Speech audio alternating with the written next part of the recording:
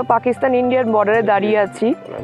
সামনে দেখা যাচ্ছে পাকিস্তানের একটা গ্রাম, একের পর এক স্টল আছে, তার মধ্যে ইনি প্রথম বসেছেন। খুব ভালো, আমাদের খুব রিজনেবল প্রাইসে দিয়েছে। আমরা এখন টুকটুক ভিলেজের মধ্যে দিয়ে যাচ্ছি। পাহাড়ি ছোট্ট একটা ভিলেজ। জিনুকে মাত্র উঠে চড়বার চেষ্টা করছে।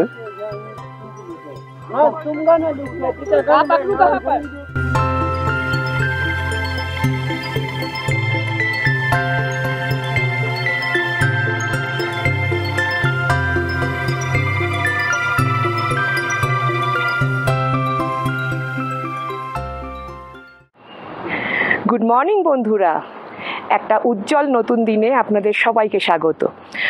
আমরা এখন রয়েছি ডিস্কিটে সোনাম গেস্ট হাউসে, আর আজকে বেরোচ্ছি সোনাম গেস্ট হাউস থেকে সাইট সিনে। টুকটুক থান সাইট সিন করে তারপরে হান্ডারে ডাবল হাম্প ক্যামেলে রাইডিং করে ফিরবো। তো সঙ্গে থাকুন, দেখতে থাকুন আমাদের পুরো ট্রিপটা। এখন ঘড়িতে ঠিক সকাল 9টা বাজে, আর আমরা এইমাত্র সোনাম গেস্ট হাউস থেকে বেরিয়ে এগিয়ে চলেছি আমাদের আজকের ট্রিপের ফার্স্ট স্পট থাং ভিলেজের দিকে।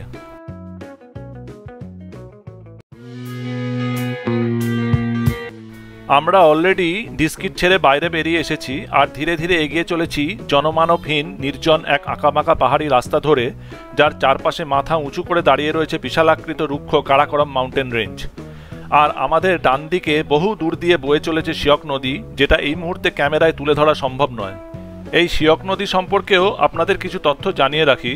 শিয়ক নদী কারাকোরাম মাউন্টেন রেঞ্জে অবস্থিত রিমো গ্লেসিয়ার থেকে উৎপন্ন হয়ে নুব্রা ভ্যালি পার করে চালুঙ্কা, বোকটাং, টুরটুক, ত্যাক্সি, থাং ইত্যাদি গ্রামগুলো অতিক্রম করে পাকিস্তানের স্কারদু নামে একটা গ্রামের কাছে এসে সিন্ধু নদের সঙ্গে মিশে গেছে। আমাদের ড্রাইভারের সিটে রয়েছে সোনামজি, যার সঙ্গে আপনাদের এই সিরিজের আগের এপিসোডেই পরিচয় করিয়ে দিয়েছি। আমি বসে আছি সোনামজির ঠিক পাশের সিটে, আর ঝিনুক ও মেয়ে রয়েছে পেছনের সিটে। আমাদের আজকের সাইট সিংয়ের মধ্যে রয়েছে থাং ভিলেজ, টুটুক ভিলেজ আর হান্ডারের কোল্ড ডেজার্ট, যেখানে আমাদের ডাবল হাম্প অথবা ব্যাকট্রিয়ান ক্যামেল রাইড করার ইচ্ছে আছে। ডিস্কিট থেকে থাং ভিলেজের ডিস্টেন্স হলো অ্যাপ্রক্সিমেটলি 103 কিলোমিটার, যার মধ্যে আমরা আপাতত 12 কিলোমিটার পার করে এসেছি। এখান থেকে আর 13 কিলোমিটার গেলেই থয়েস নামে একটা ছোট্ট ভিলেজ আসবে, যেখানে থয়েস এয়ারফোর্স স্টেশন নামে একটা ক্ষুদ্র মিলিটারি এয়ারফিল্ডও আছে। সামনে বাঁদিকে মনে হচ্ছে কোনো লোকাল মনাস্টারি রয়েছে, কারণ চারদিকে ছোট বড় সাইজের বহু সাদা রঙের চোরতেন দেখা যাচ্ছে।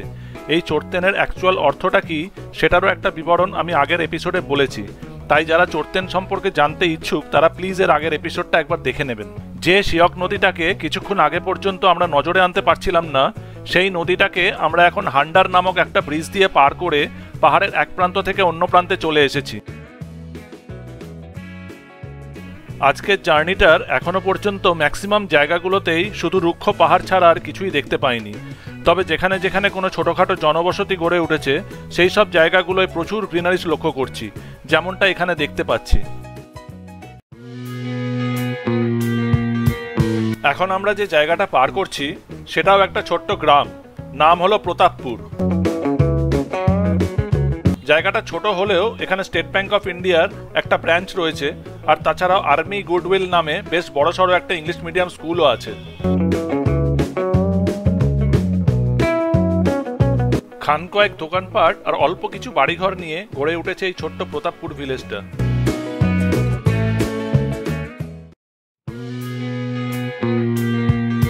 এখন আমরা থয়েস ভিলেজের ওপর দিয়ে চলেছি।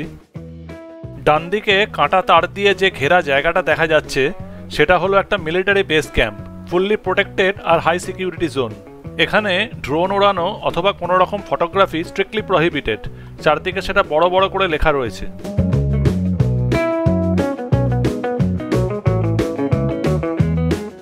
ডান দিকে যে বড় গেটটা দেখা যাচ্ছে সেটাই হলো থয়েস এয়ারফোর্স স্টেশনে ঢোকার প্রবেশদ্বার।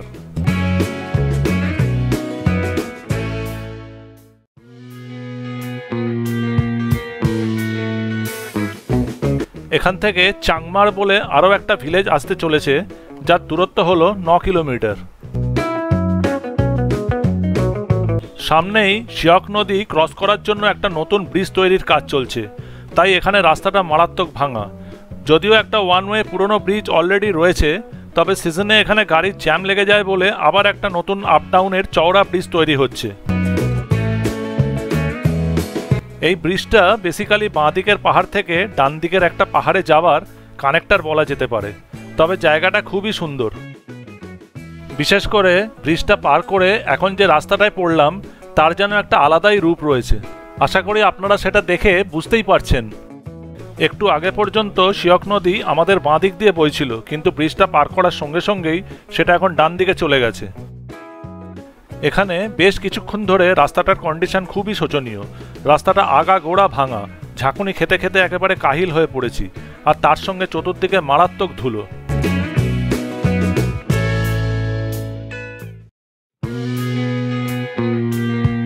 যাই হোক, আর কিছুটা এগিয়ে আবার পাহাড় থেকে নামার পরই রাস্তাটা ঠিক হয়ে গেছে। সামনে আবার একটা ভিলেজ টাইপের জায়গা দেখতে পাচ্ছি। শুধু গোটা কতক বাড়িঘর ছাড়া আর কিছুই চোখে পড়ল না। এমনকি কোনো দোকানপাট বা লোকজনও দেখতে পেলাম না। সত্যিই খুব অদ্ভুত একটা জায়গা।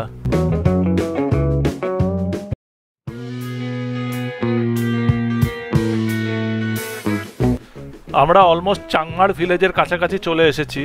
এখান থেকে আর মাত্র 6 কিলোমিটার। যে শিয়ক নদীটাকে আমরা এতক্ষণ বহু দূর দিয়ে বয়ে যেতে দেখেছিলাম সেটাকে এখন পরিষ্কারভাবে দেখা যাচ্ছে। ডান দিকে ঠিক আমাদের রাস্তার পাশ দিয়ে বয়ে চলেছে। জায়গাটা বেশ সুন্দর।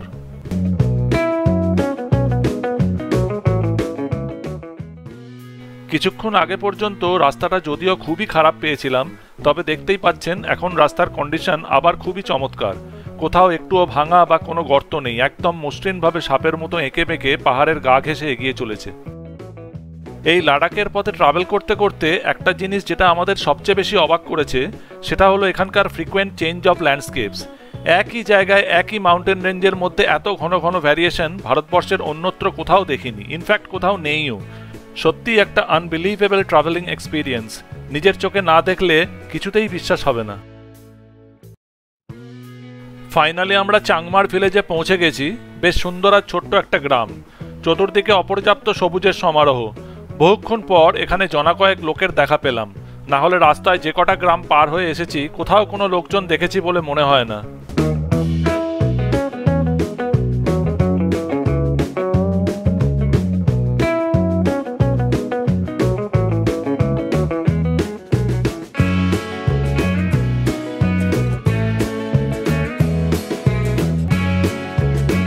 অনেকক্ষণ পর শিয়ক নদী এখন আবার আমাদের ঠিক ডান দিক দিয়ে রাস্তার গা ঘেঁষে বয়ে যাচ্ছে, আর নদীটায় জলের স্রোতও অন্যান্য জায়গাগুলোর তুলনায় অনেকটাই বেশি। সামনেই আবার একটা ব্রিজ দেখা যাচ্ছে। এই ব্রিজটাও ঠিক আগের ব্রিজটার মতোই ওয়ান সাইডেড। এক পাশের গাড়ি যাওয়া বন্ধ হলে তবেই আরেক পাশের গাড়ি আসতে পারবে, আর ব্রিজটা পুরোপুরি হ্যাঙ্গিং। খুবই আস্তে আস্তে সামনের গাড়িগুলো এক এক করে পার হচ্ছে। আপাতত আমাদের যাবার দিকটাই খোলা আছে, উল্টো দিক থেকে আসার গাড়িগুলোকে আটকে রাখা হয়েছে।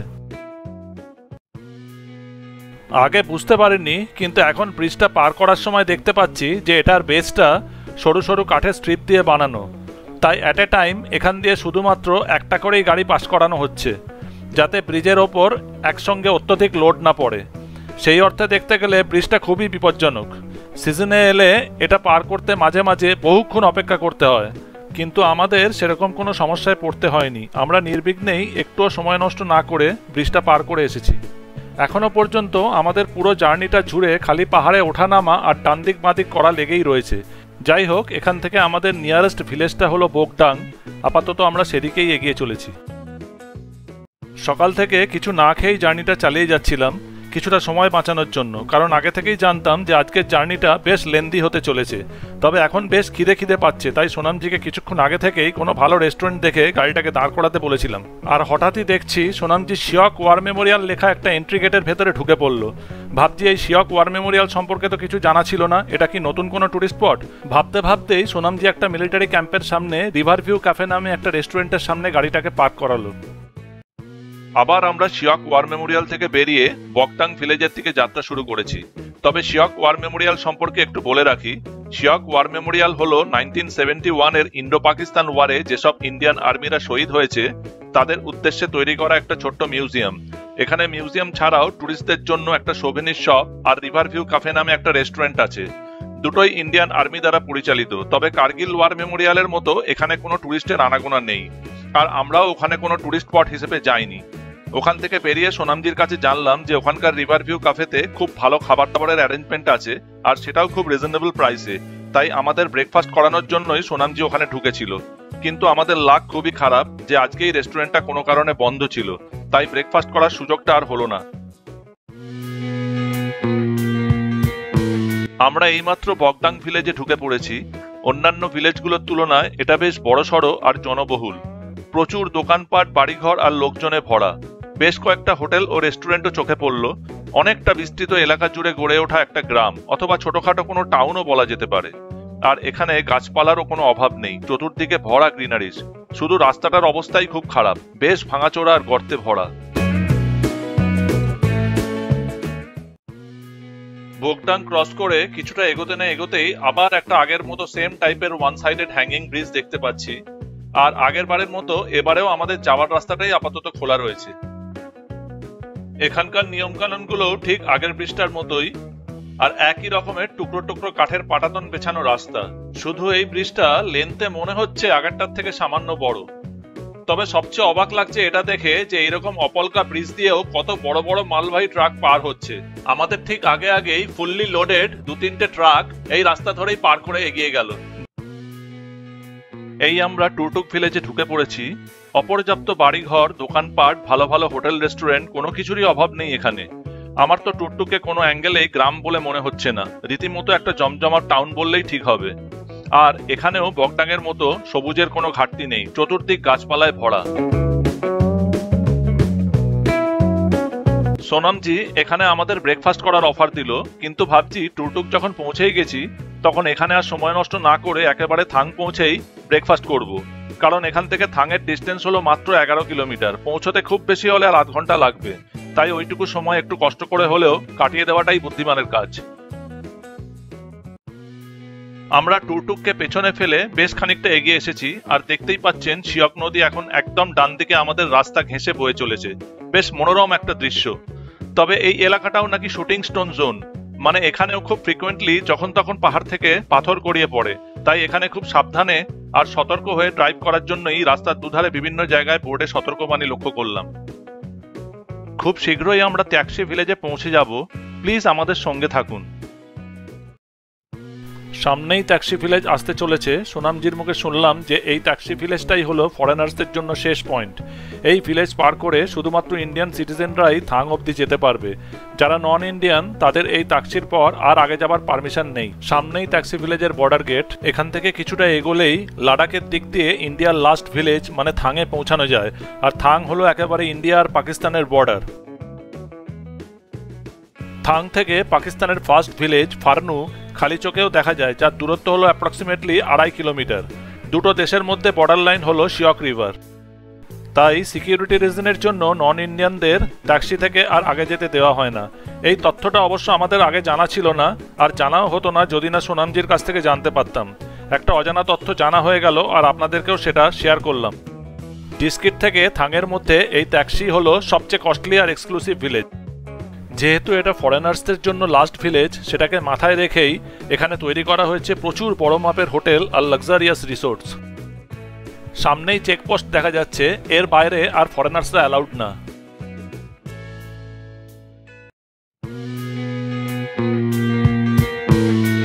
আমরা ফাইনালি থাং ভিলেজে পৌঁছে গেছি। অন্যান্য ভিলেজগুলোর তুলনায় থাংয়ের অল্টিটিউডটা একটু হায়ার সাইডে, 3890 মিটার, মানে 12,762 feet from the sea level.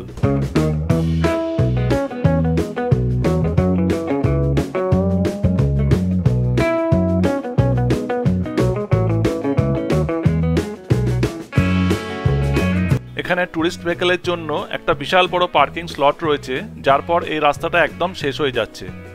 গাড়ি পার্ক করিয়ে আগে একটু খাওয়া দাওয়া করব, তারপর পুরো জায়গাটা ভালো করে ঘুরে দেখব আর আপনাদেরও দেখাবো। তাই সঙ্গে অবশ্যই থাকবেন কিন্তু। আমরা দিয়ে সকালে ব্রেকফাস্ট করে বেরোইনি, তো এখানে এসে ব্রেকফাস্ট করছি। আলুর পরোটা অর্ডার দিয়েছিলাম 3 প্লেট। তো এই থাংয়ে এই রেস্টুরেন্টটা এই থাংয়েই, থাং ভিলেজে বেশ ভালো, টয়লেটেরও ব্যবস্থা আছে। ব্রেকফাস্ট করে বেরোবার সময় এখান থেকে টয়লেট করে ফ্রেশ হয়ে বেরোবো। আর এই যে চাতালটা ওই কোনাটা দিয়ে পাকিস্তান দেখা যায়। সামনে যে নদীটা দেখা যাচ্ছে ওই নদীটা হচ্ছে শিয়ক নদী। ওই নদীর ওপারে যে গ্রামটা দেখা যাচ্ছে ওই গ্রামটাই হলো পাকিস্তানের বর্ডারের প্রথম গ্রাম। নদীর ওপার থেকেই পাকিস্তান শুরু হচ্ছে আর এই পারটা হচ্ছে ইন্ডিয়ান ল্যান্ড। এই শিয়ক নদী ইন্ডিয়ার মধ্যে দিয়ে পাস করে পাকিস্তানে ঢুকে গেছে। সামনের ওই দুটো গ্রামই হচ্ছে পাকিস্তানের আন্ডারে। আমরা এখন যেখানে দাঁড়িয়ে আছি আগে এই জায়গাটাও ছিল পাকিস্তানের হাতে।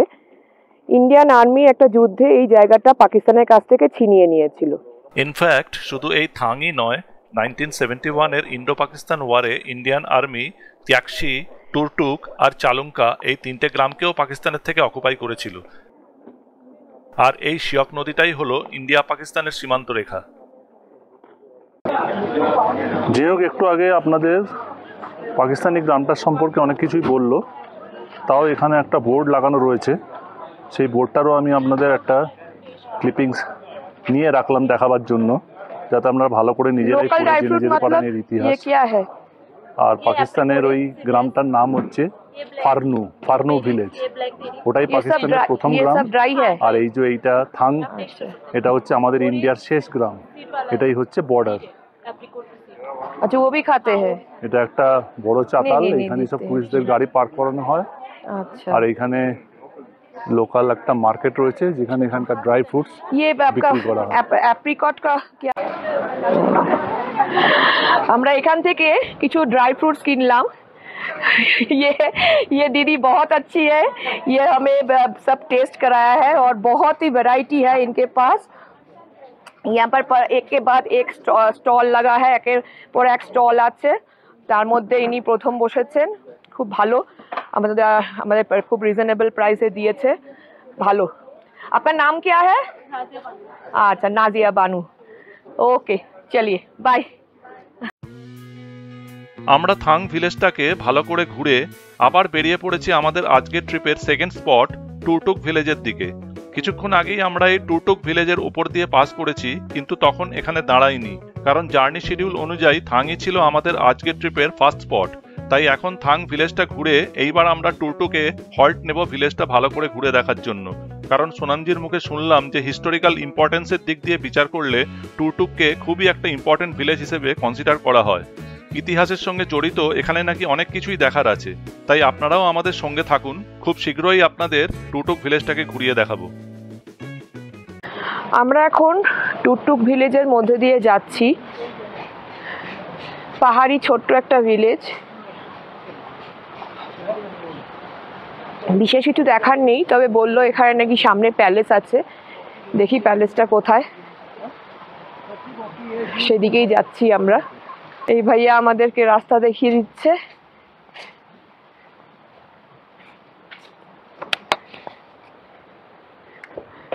তা তো বেশ খারাই।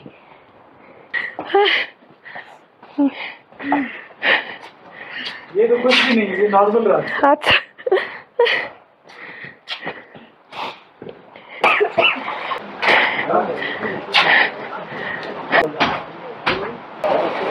বাবা, কত অলি গলি পেরিয়ে তারপরে এই বোর্ডটা দেখা পেলাম, যোগ্য প্যালেস অ্যান্ড মিউজিয়াম।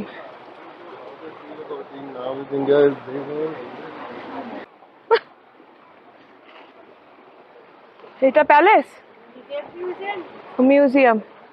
এই হচ্ছে মিউজিয়াম।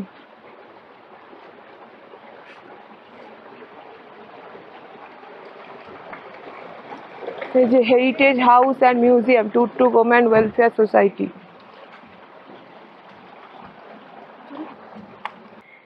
एंट्री फीस 50 টাকা। কোথায় মিউজিয়াম? क्या है इसके अंदर? अंदर से सामान आप लोग मायने ले।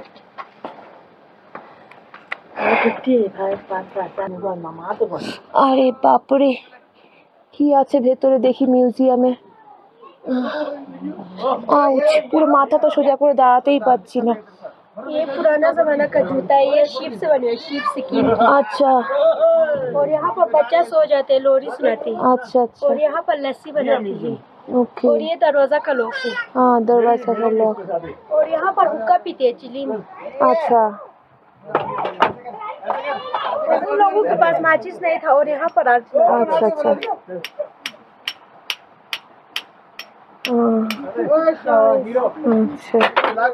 जब हमारे यहाँ पर शादी फंक्शन वाशन होता है, यहाँ पर अच्छा। रोटी को डिजाइन करती है।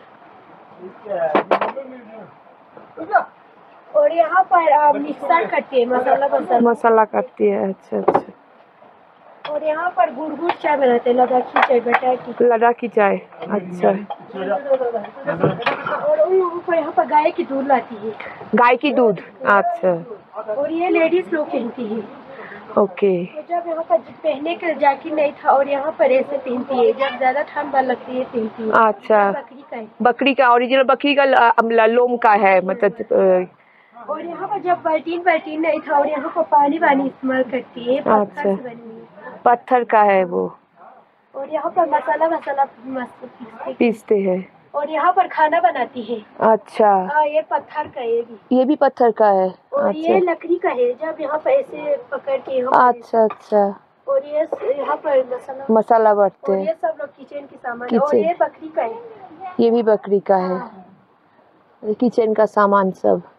वो तो कहा तामे का है, ये कासा का है पीछे वाला, वो तामे का है। हाँ वो तामे। हाँ। अच्छा ठीक है, अच्छा है। চলো, এখানে এন্ট্রি ফিস 50 টাকা, তাই আমি একাই ঢুকেছিলাম। আরে মাথা ভালো করে ঢোকা যাচ্ছে না। আরে বাবা, आना चाहिए यार, इतनी दूर आए हैं, लेट्स एक्सप्लोर दिस यार। हाँ आना चाहिए। है कुछ है तो घर ही देख यार। मैंने अकेला घुसा, मेरा पति और मेरी बेटी नहीं घुसा। अकेले के लिए ठीक है 50 रुपया। মিউজিয়াম থেকে বেরোলাম, ভয়ানক অভিজ্ঞতা, মাথা সোজা করে দাঁড়াতেই পারছিলাম না।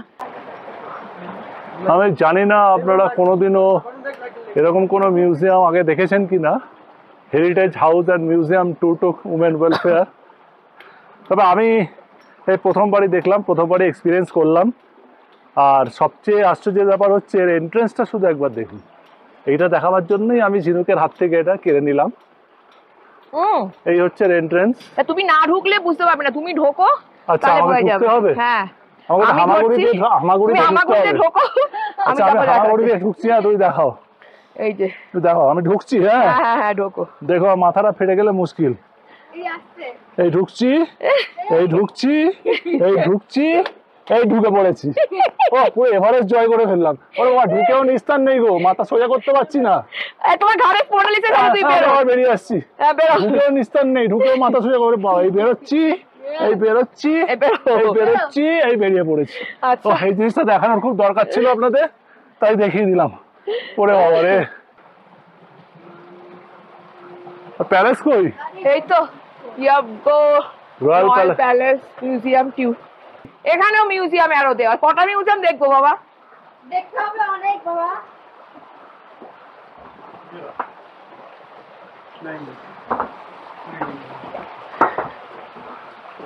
ये वाला पैलेस, এই যে আচ্ছা, টুকটুক ইয়াবগো पैलेस टुकटुक। तुरप खाने के नाम बेहतर तो के। चल आओ, कहाँ से एंट्री है? ये यहीं से होगी एंट्री। चल समझ के 2 महीने के लिए इसको 3 सेक्शन। हिस्ट्री जानना तो जरूरी है। तो आपको पता ही नहीं है। हाँ, कुछ भी पता नहीं है एशिया का क्योंकि हिस्ट्री। आपको हर जगह आपने बलती वर्ड्स आपको नजर आते हैं। हाँ हाँ हाँ। हम लोग गए ऊपर, अभी आप दिक्कत नहीं। कितने का है? 100 ईच।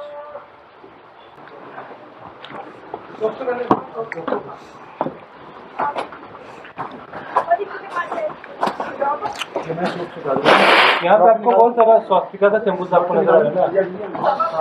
ठीक है ना, स्वास्तिका का सिंबल ऊपर यहाँ पे जितना भी है स्वास्तिक। हाँ, कहाँ है? ये एक पैटर्न एक बन रहा है स्वास्तिका का, एक पैटर्न बन रहा है, उल्टा हो रहा है। ये इन्फिनिटी स्वास्तिक है, ठीक है ना। ये उल्टा नहीं है, पैटर्न जा रहा है ऐसे पूरा। अच्छा, ठीक है ना। तो यहाँ बहुत सारे स्वास्तिका का सिंबल पैटर्न आपको नजर आ। स्वास्तिका को यहाँ पे ये लोग युंगडुंग बोलता है। युंगडुंग इनका रिलीजियस सिंबल्स हुआ करता था इस्लाम से पहले। तो आप गेस्ट भी यहीं से आते थे, जहाँ से आप लोग आया, और यहाँ पे दीवान खास में राजा से मिलके यहीं से वापस जाता था। फिर नीचे वाला फ्लोर जो मैंने आपको बाद में दिखाना है वो एक प्राइवेसी में रहते थे, ना गैस मिल पाते ना खाना बनाने वालों। जो यहाँ से गैस आए तो एग्जिट जब नीचे जाता है दरवाजे के ऊपर आपको रेड कलर के क्रिस्टल्स आपको नजर आएंगे, जिसके जगह पे प्रेशियस स्टोन्स लगी हुई थी जो पाकिस्तानी आर्मी ने 1953 में निकाला कहते हैं। तो आपने यहाँ पे शूज निकाल के अंदर जाए, वहाँ पे सोफा वहाँ बैठ जाइए, उनसे मिले, उनकी हिस्ट्री सुन के आप नीचे आइए। তিনি আমাদের পুরো ইয়াবগো ডাইনেস্টির পুরো হিস্ট্রিটা শোনালেন, আমরা পুরো শুনলাম। সেই সময় আমি ভিডিওটা অন করতে পারিনি, উনি বারণ করেছিলেন। এখন ভিডিওটা করছি ঘরটার ছবি দেখানোর জন্য। এটা রাজার ইয়ে ছিল, রাজদরবার ছিল ইউবগা রাজার। এমনিতে ইউবগা রাজাদের এটা সামার প্যালেস হতো, 3 মাসের জন্য এখানে আসতো।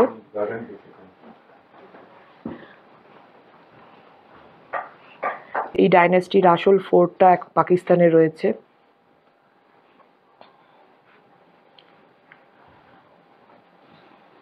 চল, okay, thank you. Thank you.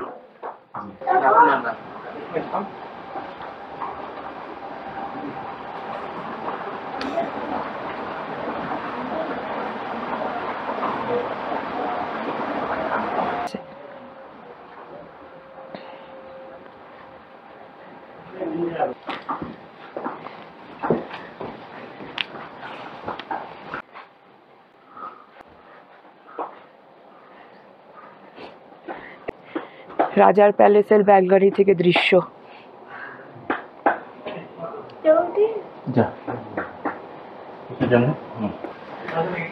রাজাদের অস্ত্র।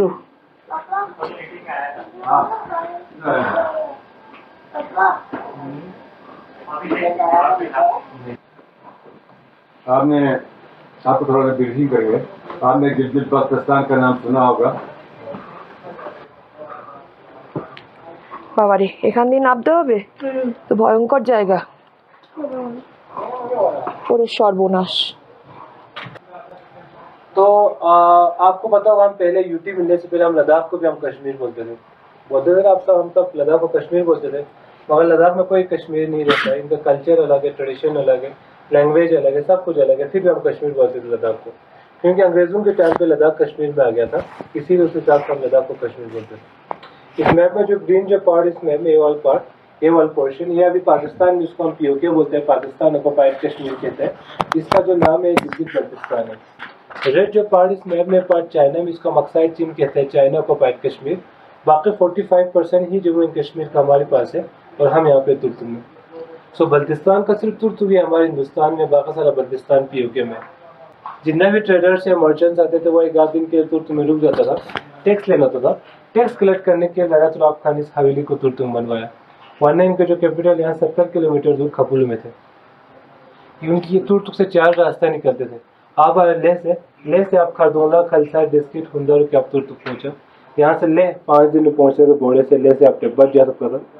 यहाँ से करगिल से कश्मीर, सीधा आप गिलगित होकर अफगानिस्तान, और यहाँ पे सियाचिन ग्लेशियर। ये जो ट्रैंगल सियाचिन ग्लेशियर, इसी के बगल में से एक नाला सल्तोर नाला, वहाँ से Kashgar Central Asia, it was part of Silk Route also, इसीलिए हवेली को तुर्तुम में बनवाया। तो इंडस्ट्री पर तो मानसरोवर से आया है ये। हाँ, मानसरोवर से ही आता है। अच्छा। तो फिर अरेबियन सी में चले जाता है। ओके। पाकिस्तान में रिवर बहुत ही इंपॉर्टेंट रिवर है, इसीलिए इस रिवर पे बहुत सारे ट्रीटी साइन किया गया, जिसे हम इंडस वाटर ट्रीटी कहते हैं। बड़ी जो शयोक रिवर है कहा जाता है, ये 2 माउंटेन रेंज को डिवाइड करता है, कराकोरम रेंज और लद्दाख रेंज को। अभी हम कराकोरम और लद्दाख के बीच में। कराकोरम रेंज में से K2 आता है, गौड़ विनाशी, वर्ल्ड का सेकंड हाईएस्ट पीक और सबसे खूबसूरत और सबसे डेंजरस पीक। और बल्तिस्तान में बड़ो पीओके में यहाँ पे हम यहाँ से देख भी नहीं सकता अभी तो। K2 यहाँ से 120 किलोमीटर दूरी पर है। तो ये मैप के बारे में मैंने आपको बता दिया। ये लोग दरवाज़ों को काफ़ी छोटा बनाया जाता है ताकि कम से कम हवा अंदर आए। दरवाजे और रूम्स के बीच में पार्टीशन लगाता है प्राइवेसी के लिए, कोई दरवाज़ा खोले तो एकदम से रूम के अंदर नहीं पहुँचे। 2 लिविंग रूम्स यहाँ पे आपको नजर आएंगे, लेडीज़ लिविंग रूम और gents living room. Ladies living room में आपको किचन में कन्वर्ट कर लिया, आपको टिपिकल बल्ती ख़ानदानी किचन आपको अंदर नजर आएंगे। सिल्वर, कॉपर और पत्थर के बर्तन आपको नजर आएंगे। तो रूम छोटा होने कोई जल्दी रूम गर्म हो जाता है, इसलिए रूम को छोटा बनाया गया है। ये छोटा सा बल्कनी दीवार में आम जैसा होता था, आम लोगों के साथ बात करने वाली जगह। आम लोग नीचे गार्डन में आते हैं तो वहाँ पे चौनिसार नाम की एक बाग है जिसको किंग्स गार्डन कहते हैं। जब राजा प्रजा के साथ बात करे तो रानी ऊपर और बैल्कनी से देख रहे थे, उनकी बातें सुन रहे थे। तो प्लीज़ आप सिर बचा के आप रूम्स में जाए ना। अभी अभी लाइट चले गए। ভেতরে শুট করা যাবে না, কারণ ভেতরটা অন্ধকার, লো লাইট ইয়ে করবে। দেখি কতটা কি নেওয়া যায়। ও এটা কিচেন।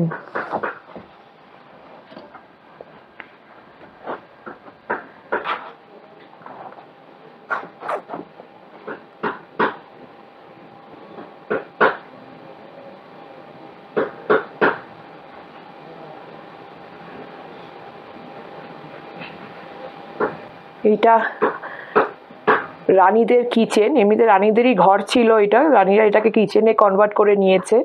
ঘর এখানে যত ছোট হয় তত বেশি তাড়াতাড়ি গরম হয়, তাই জন্য এখানকার রুমগুলো খুব ছোট ছোট।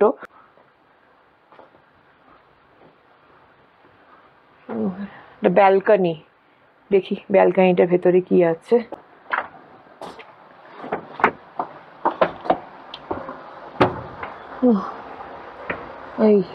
এই ব্যালকনি, বালতি লিভিং রুম।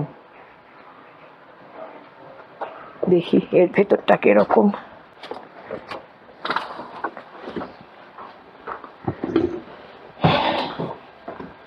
এই যে এখানে সব মদিরার জগ, তারপরে নানা রকম গ্লাস, কত রকমের গ্লাস রাখা। আর এটা বোধহয় ফায়ার প্লেস, এখানে আগুন জ্বালিয়ে ঘর গরম রাখতো। ঢোকা বেরোনোর দরজাগুলো বড় ভয়ঙ্কর, পুরো পা ডিঙিয়ে মাথা নিচু করে তারপরে বেরোতে হচ্ছে। ওরে বাবা, কইটুকু কইটুকু দিয়ে দরজা, উফ, ওরে বাবারে। এই হচ্ছে পুরো প্যালেসটা মাঝখান থেকে।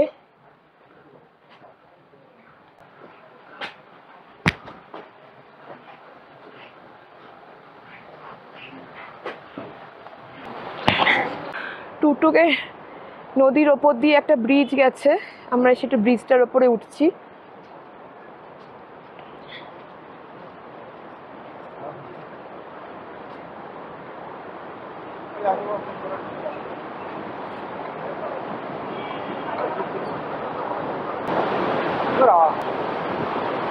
ব্রিজের ওপর থেকে অসাধারণ ভিউ। ব্রিজটা হ্যাঙ্গিং, লোকাল যখন হেঁটে যাচ্ছে দুলছে।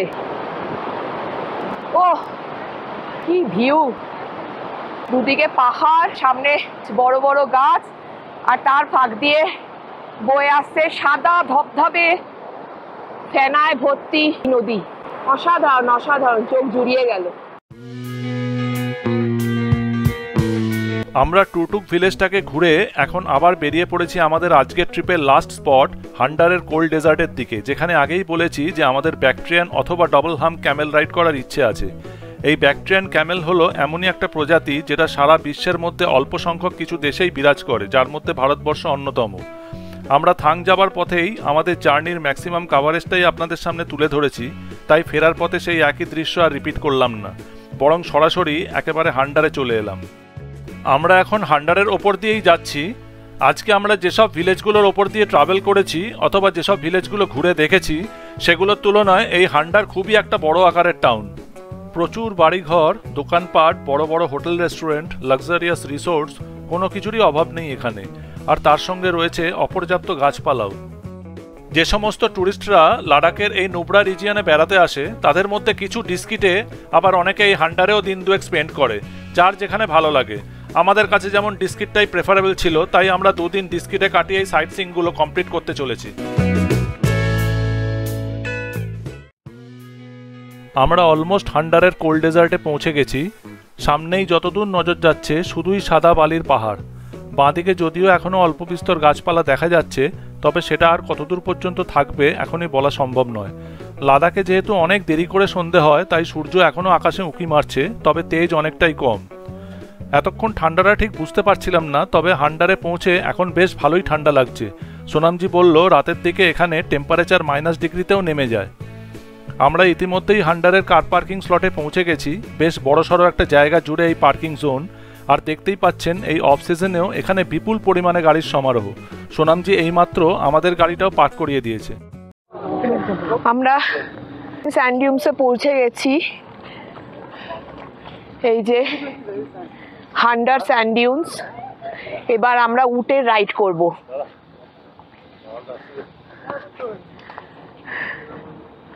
কেমন লাগছে পুচু? তোমার কেমন লাগছে?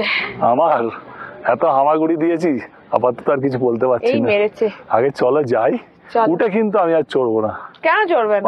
অনেক হামাগুড়ি দেওয়া হয়ে গেছে একদিনের পক্ষে। এই রে, হ্যাঁ তোমার। তোমরা চড়ো, আমি বরঞ্চ ভিডিও শুট করি। ঠিক আছে চ উফ, দেখি। ওই যে উটগুলো সব বসে আছে। আমি বরাবর জানতাম রাজারা বেশ লম্বা চওড়া উচ্চতায় ভরা হয়, কিন্তু ওরা যে এত বেঁটে হয় আমি আজ প্রথম জানলাম। উফ, বাপরে বাপ, কি হাইট রাজাদের। হ্যাঁ রাজাদের না, সব বেটে। দরজাগুলোর কি হাইট, বাপরে বাপ। রাজারা বেটে ফটো ছিল বলে তুলেছো? দরজা বেটে। লোককে দেখাতে হবে, ফটো তুলেছো তো? হ্যাঁ সব তুলে। লম্বা লোকেদের আসা মানা কিন্তু এখানে। আর তোমার মতো 6 ফিট 2 ইঞ্চি হাইটের লোক। 6 ফুট 2 ইঞ্চি না, 6 ফুট, বারবার এক কথা আচ্ছা বলবো ঠিক না। আছে, তোমার 6 ফুট হাইটের হ্যাঁ, তো লোকেদের। 6 ফুট লোকের অভাব আছে নাকি? তারা যদি আসতে চায় হামাগুড়ি দিয়ে প্র্যাকটিস করে আসতে হবে। আচ্ছা ঠিক আছে। এখানে আর্চারি হচ্ছে। এটা এখনকার কারেন্ট প্রাইস। এই যে 490 টাকা 15 মিনিটের জন্য, 30 মিনিটের জন্য 700 টাকা, আর 1 ঘন্টার জন্য 1300 টাকা। এই হচ্ছে হান্ডার ডেজার্টের সব ডাবল হাম উট। আমি আপাতত এই ট্রাভেলটাকে অ্যাভয়েড করলাম, কারণ সবাই যদি উঠে যায় তাহলে ভিডিওটাই বা কে করবে। আমার ওয়াইফ আর আমার মেয়ে গেছে, ওই যে ওরা দুজন যাচ্ছে।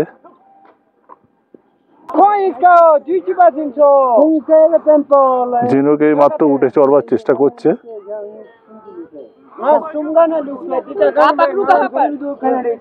पकड़ू कहाँ पर? कौन सा?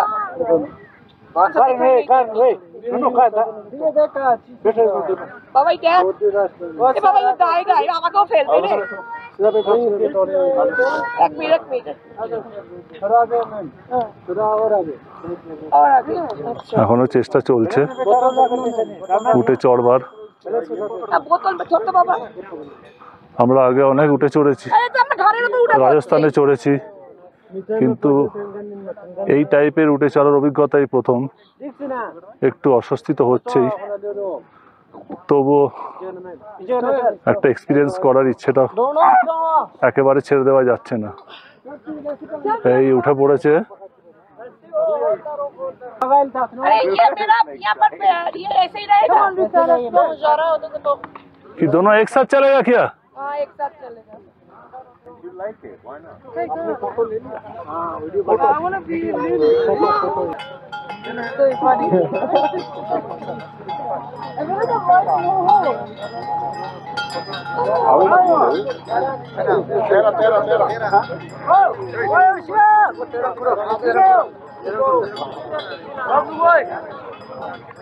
ক্যামেল লাইট শুরু হয়ে গেছে,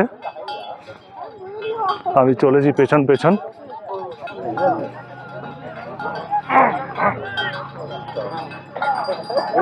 তবে যতটা সহজ ভেবেছিলাম এই উটগুলো চড়া অতটা সহজ নয়, একটু হলেও রিস্ক ফ্যাক্টর থেকেই যাচ্ছে।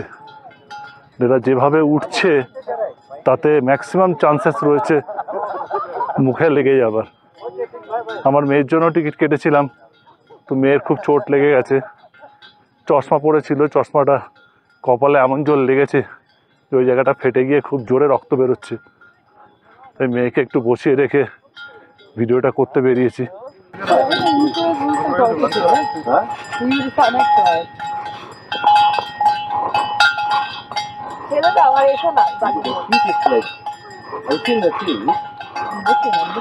এখনই আমরা স্যান্ড ডিউন্সে পৌঁছাইনি, সামনেই দেখা যাচ্ছে স্যান্ড ডিউন্স। এইবার স্যান্ড ডিউন্সে পৌঁছে যাচ্ছি আস্তে আস্তে।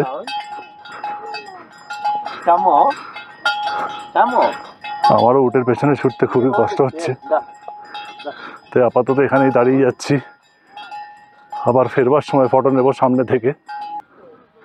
কতটা বিস্তর এলাকা জুড়ে শুধু বালি আর বালি, যেদিকে চোখ যাচ্ছে শুধু বালি আর বালি। তার মধ্যে কিছু উট বেরিয়ে পড়েছে তাদের প্যাসেঞ্জার নিয়ে। অদ্ভুত এক দৃশ্য, চতুর্দিকে পাহাড়, তার মাঝখানে বালি। এ যেন ভোলার নয়, সারা জীবন চোখের সামনে ভাসবে। দূরে কিছু স্নো পিক্সও দেখা যাচ্ছে। আকাশের কালারটাও দেখুন কি অদ্ভুত রকমের সুন্দর। এখানে অনেকগুলো স্লট আছে, খুব সম্ভব 3 রকমের স্লট আছে। তার মধ্যে যেটা সবচেয়ে ছোট সেই স্লটটাই আমরা বেছে নিয়েছি। এটা হচ্ছে 15 মিনিটে 490 টাকা। ওরা বলেছিল যে আমরা যে টিকিটটা কেটেছি সেটা 15 মিনিট টাইমিংসের জন্য, কিন্তু প্রায় আধ ঘন্টা হতে চললো, এখনও ওরা ফেরেনি। তবে দূর থেকে দেখা যাচ্ছে একটা দল ফেরত আসছে।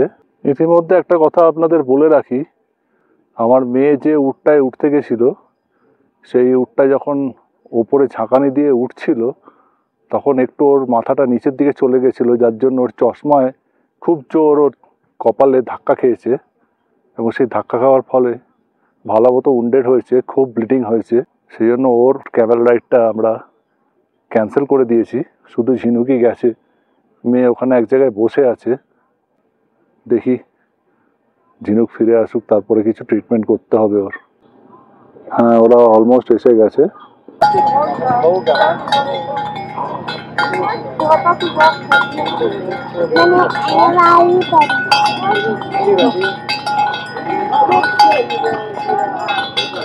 Je te dis que c'est trop puissant. Bientôt, quand tu auras 8 ans, 9 ans.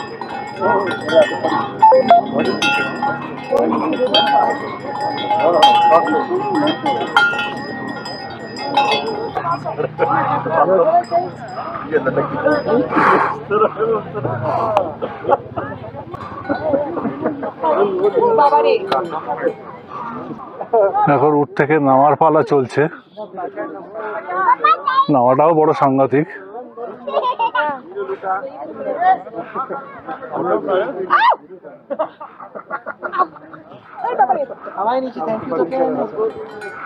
আপাতত নেমে পড়েছে, ভালোভাবে সম্পূর্ণ হয়েছে ক্যামেল রাইড। ভয়ঙ্কর অভিজ্ঞতা বলছে।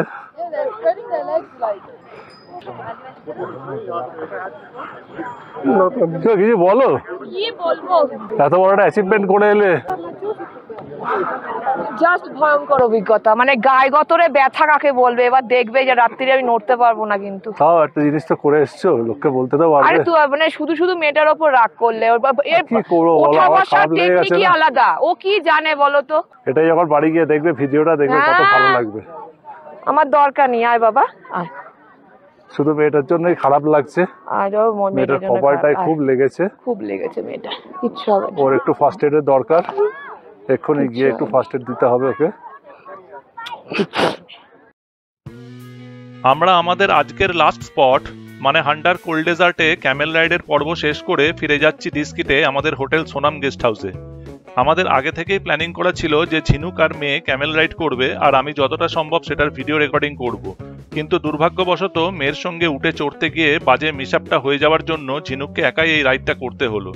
যাই হোক, রাইড শেষ করে গাড়িতে ওঠার আগে আমরা একটা ফুড স্টল থেকে 3 প্লেট স্টিমড চিকেন মোমো আর গরম গরম চা খেয়েছিলাম। সেটার অবশ্য কোনো ভিডিও করা হয়নি। তবে এই সাংঘাতিক ঠান্ডার মধ্যে সাদা বালির ডেজার্টে বসে গরম গরম মোমো আর চা খাওয়ার অভিজ্ঞতাটা জীবনে কোনোদিনও ভুলতে পারবো না। আমরা আপাতত গাড়িতে বসে এই স্যান্ড ডিউন্সের ওপর দিয়েই এগিয়ে চলেছি। তবে এখানে প্রকৃত অর্থে কোনো প্রপার রাস্তা বলতে কিছু নেই। এক প্রকার বালির ওপর দিয়েই গাড়িটা চালিয়ে নিয়ে যাচ্ছে সোনামজি। শুধু যেখানে বালিটা একটু শক্ত সেখান দিয়েই বেছে বেছে চালাতে হচ্ছে। এছাড়া বেশ কিছুক্ষণ ধরেই লক্ষ্য করছি যে একটা সরু ক্যানেল টাইপের ওয়াটার বডিও আমাদের ঠিক বাঁ পাশ দিয়ে বয়ে যাচ্ছে। ঘড়িতে এখন প্রায় সন্ধে 6টা বাজে, তবে আকাশে সূর্যদেব এখনো বিরাজমান, পুরোপুরি অস্ত যায়নি। মনে হচ্ছে আরো মিনিট 10 লাগবে এই সানসেটটা হতে। সোনামজি বলল এখানে সেপ্টেম্বর মাসে সানসেট হতে হতে নর্মালি 6:15 বেজে যায়, আর পুরোপুরি অন্ধকার হতে হতে আরো আধ ঘন্টা থেকে 40 মিনিট তো লাগেই। যাই হোক, হোটেলে ফিরে আবার দেখা হচ্ছে। ততক্ষণ প্লিজ আমাদের সঙ্গে থাকুন আর ভিডিওটা শেষ পর্যন্ত দেখতে থাকুন। আমাদের আজকে সন্ধেবেলায় স্যুপ তৈরি হচ্ছে, চিকেন ডিলাইট স্যুপ। কালকেও খেয়েছিলাম চিকেন সুইট কর্ন স্যুপ, সেটার অবশ্য ভিডিও করা হয়নি। তবে এখানে ঘরের মধ্যে এইসব করার নিয়ম নেই, ওরা ওদের কিচেন ছেড়ে দিয়েছে আমাদের যে কোনো রকম রান্নাবান্নার কাজ করার জন্য। আমরা একটু লুকিয়ে টুকিয়ে করে ফেলছি, কেউ জানতেও পারবে না। কি করা যাবে, বারবার ঠান্ডার মধ্যে গিয়ে করা খুবই অসুবিধা হয়, ভীষণ হাওয়া দিচ্ছে বাইরে। সেই জন্য তো ইলেকট্রিক কেটলে করছি, হ্যাঁ ইলেকট্রিক কেটলেতে স্যুপ করে দিচ্ছি, না ঘরে ও কেউ বুঝতে পারবে না। আমরা ডিসিপ্লিন যেমন মানি তেমনি মাঝে মাঝে ভেঙেও ফেলি, কত চিন্তা করলে চলবে না। আমাদের স্যুপ রেডি, টকবকিয়ে ফুটছে। এবার এটাকে অফ করে দিয়ে এবার সার্ভ করব।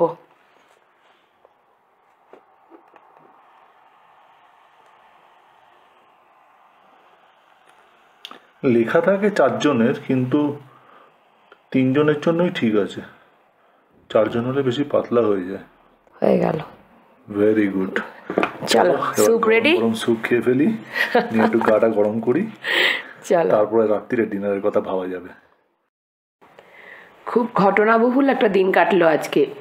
প্রথমে থান ভিলেজ থেকে পাকিস্তানের বর্ডার দেখা, তারপরে তুর্তুকের প্যালেসে বসে তুর্তুকের হিস্ট্রি শোনা, তারপরে হান্ডারে ডাবল হাম ক্যামেল রাইডিং করা। এইসবের মাঝখানে একটাই বাজে ব্যাপার হলো, আমার মেয়েটা ক্যামেলে উঠতে গিয়ে পড়ে গিয়ে কপালে চোট পেলো, ব্লিডিং হয়েছে। মনটাও খারাপ ছিল, টায়ার্ডও ছিলাম, তাই এসেই ঘুমিয়ে পড়েছিলাম। তো রাতে ডিনারে আর বিশেষ কিছু রান্না করিনি, ম্যাগি বানিয়ে খেয়ে নিয়েছি। ও ম্যাগি দিয়ে ডিনার কমপ্লিট হয়ে গেছে।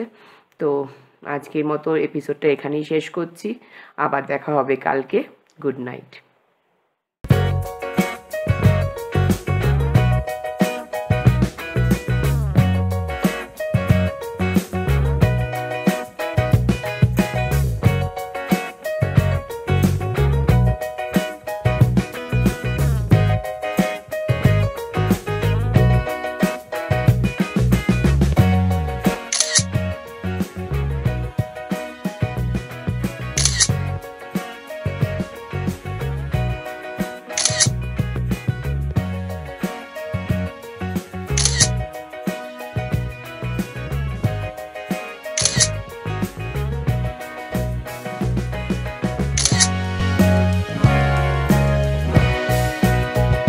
আগামী পর্বে আমরা তোমাদেরকে নিয়ে যাব স্বপ্নের মতো সুন্দর সেই প্যাংগং লেকে, যার মোহে আমরা সেই সুদূর কলকাতা থেকে 3000 কিলোমিটার ড্রাইভ করে এই লাদাখে এসে উপস্থিত হয়েছি। ততক্ষণ পর্যন্ত আমাদের সাথে থাকো আর দেখতে থাকো হরাইজন হাই। আর আমাদের এই চ্যানেলটাকে সাবস্ক্রাইব করতে ভুলো না।